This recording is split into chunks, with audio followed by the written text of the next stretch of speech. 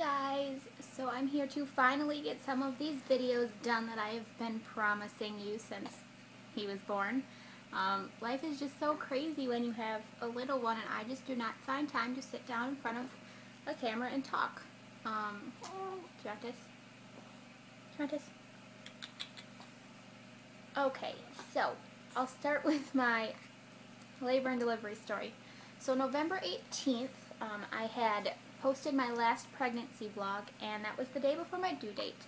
I was 39 weeks and 6 days pregnant, obviously, and I had said that I didn't really think that he was going to come anytime soon. I thought I was going to go overdue. I hadn't been having any contractions. I wasn't dilated, no mucus plug lost or anything. So I was like, yeah, I'm definitely going to go overdue. This little guy is not going to show up within the next day. So I went shopping with my dad that day. We needed groceries, and I stopped at Once Upon a Child to drop off some stuff that I decided that I didn't need for Evan. And while we were grocery shopping, I picked up a pineapple because I was told that fresh pineapple can help to bring on labor. So came home, ate dinner, and then I ate half of a pineapple. I was like, I want this baby out. I'm going to devour this pineapple. So I ate half of it, and I went to bed that night about 12:30, and I woke up around 3 o'clock that morning, and I'd been whimpering in pain while I was sleeping. I remember whimpering while I was sleeping while I was having these cramps in my tummy. So I heard my mom upstairs. She just happened to have gotten up to go to the bathroom, I think, something like that. And I went up there, and I was like, I'm having bad pains in my stomach. Like, I was having really bad cramps. It's like, I don't know if they're contractions. I don't know if maybe I ate too much pineapple and it's not agreeing with me or something. So she was like, well, I'm going back to bed. You go back to bed too. Keep an eye on them. So I had a contraction timing app on my phone, and I decided to time these pains that I was having. They were getting really strong, and when I started timing them, I realized they were coming every 5 minutes and lasting for a minute. I was right the first time. So about an hour later, I woke my mom up when I realized that they had a pattern. And then I called labor and delivery about an hour later, and they said to come in because I was having to breathe through the contractions, and they were strong. So I got my bags, got dressed, threw my hair in a ponytail. My mom got ready, and we headed to the hospital. In the car, my contractions decided that they were going to jump from every 5 minutes to every 2 minutes. So they were coming really fast, and they were really strong. And by the time that we got to the hospital, they were literally every 2 minutes. And I was like, okay, I must be in labor. This must be the real deal. So I got there, and I was 3 centimeters dilated, which is crazy because I hadn't been dilated at all before that. And I was having horrible back labor. All of the pain from labor, all of my contraction pain, had shifted from being in my tummy to being in my back and my hips and down the front of my legs, which was super duper painful, little guy. So we got to the hospital around 6 o'clock that morning. It was 3:30 when I got up. We left here. I called them about 4:30, and we left here about 5. So I got there about 5:36 in the morning. They decided that they were going to keep me because of how dilated I was and how regular my contractions were coming, and the fact that it was my due date. They figured even if I wasn't in active labor that they could do Pitocin or something to get it going along, because I was in a lot of pain at that point. About 8 o'clock that morning, they tried to put my IV in, and I have veins that they don't like needles, and I had to have an IV because I was group B strep positive. So I had to have antibiotics while I was in labor. So they had to call in an anesthesiologist, and he was wonderful, and you'll hear more about him throughout this whole story. But he had to go get an ultrasound machine, do an ultrasound to find where my vein was, and then they finally got it.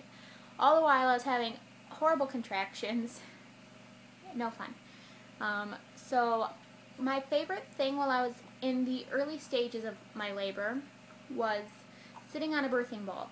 And I sat on that thing and I rolled around on it and I bounced, and my nurse was wonderful and she did counter pressure on my back and put heat on it, which really helped, alternating the heat and the ice on my back. They didn't make me get into a hospital gown, which I loved. They just let me labor however I wanted to, so I was in my sweatpants and t-shirt for the majority of the beginning of my labor. It was about 10 o'clock when I decided that I wanted to get into the tub, and I got put into the birthing suite that had the jacuzzi tub, the huge birthing pool. I had a doctor. I did not have a midwife, so I couldn't give birth in the tub because my doctor... Are you chewing on my finger? Because my doctor is not qualified for labor birth, water births. Goodness, he's got me all distracted. That's okay though. So I just went in the huge tub in the bathroom and I laid in there, and it really did help. I wanted to hold off on getting any sort of pain medication for as long as I possibly could. So I laid in there for about 45 minutes, and then my contractions got even more intense and I was in so much pain. My legs were burning, my hips were burning. That's how my contractions felt. It felt like an intense burning in my hips and in my legs. That's how I describe what my contractions felt like. It was horrible. So I went and I got in to my bed and changed into the gown and got into bed, and they checked me and I was 6 centimeters dilated at that point. This was at about 11 o'clock that afternoon. So I'd been in labor then for, I don't know, like 8 hours, something like that. I don't really know when I went into labor because I was sleeping when I started having my contractions. So somewhere between 12:30 and 3:30 when I woke up, I went into labor. So I got into bed and they were getting really strong, so I asked for some pain medication through my IV. Bless you. So they gave me a shot of the pain medicine through my IV, and that was nice. It took the edge off of my contractions. They were still painful, but I didn't really care that they were painful. That's kind of how I describe what it felt like. So I got 2 doses of that, and it was around 1 o'clock when I was starting to scream in pain and I couldn't handle it anymore. So my nurse came in and said, "It sounds like someone's ready for her epidural." And I said, "Yes, please."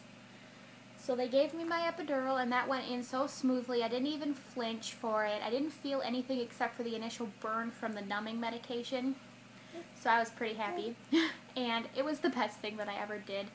It took all of my pain away. Blah, blah, blah. So we can fast forward this story now that I've had my epidural. I just kind of laid in bed having contractions and dilating. I don't remember times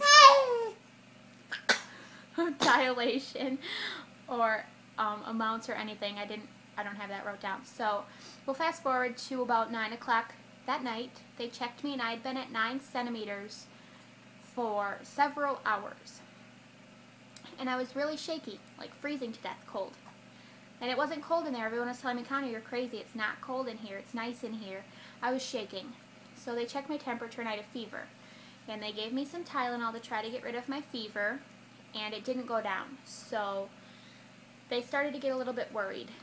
Oh, I should probably backtrack and mention that they broke my water when I was 6 centimeters, and it was meconium stained. So he had pooped in me, which is dangerous. It can cause breathing trouble. You don't want that, do you? It can cause breathing issues after they're born if they breathe it in. So they have to be very super duper careful. So at 9 o'clock I started developing a fever, and they were very worried because he had passed meconium in me. And you can get an infection from that. So I was 9 centimeters, and they were like, "We need to speed this along, but giving you Pitocin isn't going to do anything because you're contracting strong and you're contracting regularly, and all that Pitocin does is increase the frequency of contractions. It doesn't make you dilate." So they made me put my legs up on this thing called a peanut ball. And basically what it is it's a giant birthing ball, but it's shaped like a peanut, so it's got like a big round ball on this side and big round ball on this side, and it's indented in the middle like a giant peanut. So I'd put my legs up on that because that's supposed to help your cervix dilate, and that didn't work. So then I put something up against his head that is supposed to help dilate you. Didn't work. At 10:30, my doctor came in accompanied by an OBGYN. My doctor's just a family doctor, but she does deliveries. She's my doctor. Accompanied by an OBGYN, and they were like, we think at this point, since Evan is looking like he's in a little bit of distress, that we should consider doing a C-section. So they're like, we can either let you labor for an extra half an hour, see if anything happens, and then do it, or just do it now. And then all of a sudden, they noticed something on the monitors, and they were like, we need to get him out now. So they're like, here's your consent form, we'll get you in, who do you want in the room with you, blah, blah, blah. So I signed the form, and they wheeled me across the hallway to the operating room, and they got me on the table, and they had to replace my epidural because the peanut ball made my epidural shift, and I was feeling everything. So they had to replace my epidural, and that wasn't very fun at 9 centimeters. Anyway, I get in there, and they couldn't get me numb enough. I could still feel what they were doing, and they were like, if you don't get numb after this one injection of whatever they were putting in me through the IV, then we're going to have to knock you out. Finally, I was numb enough. And so they did the C-section super fast. It ended up being an emergency because of what was happening on the monitors with him. And they got him out, and as soon as they pulled him out, I could feel everything. I could feel all of the pain that I wasn't supposed to be feeling. So they did end up knocking me out. He was born at 11:19 p.m. on 11/19/13, which was his due date. 7 pounds 6 ounces, 20 inches long, big boy. And they ended up whisking him away to the NICU because I did have an amniotic infection from him passing the meconium and from how long I sat at 9 centimeters. He spent the first 2.5 days of his life in the NICU. I could only see him, well, I could see him whenever I wanted to, but I went down there every 3 hours to nurse him, and between that I was resting because I was in a lot of pain from having my C-section. And I knew that he was in good hands. I'd go down there every 3 hours and spend like an hour and a half down there, so I guess technically I was there every hour and a half. And yeah, that's our labor and delivery story.